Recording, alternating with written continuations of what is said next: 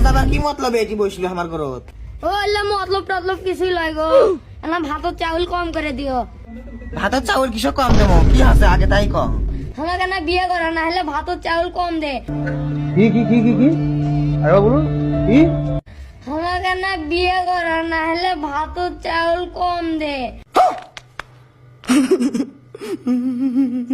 আমাকে লাল ইচ্ছে না হচ্ছে, আমাকে বিয়ে করালে তুই লাভ। বউ মারতে হচ্ছে কাপড় খাইছে লিবু, তারপরে অ্যাঙ্গেল লেপে লিবু, মুগরি কবু বারবার হাক। তোর বউ মা এসে খালি ফেলে দিবি। উমা তাই? তুই তো আজকে ভালো কথা কসুম। আজই তোর বাপের কাছে ফোন লাগামু, দাঁড়া। A few moments later.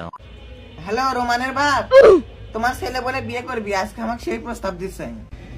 High রে, মানে আব্বার সাথে কথা করছে।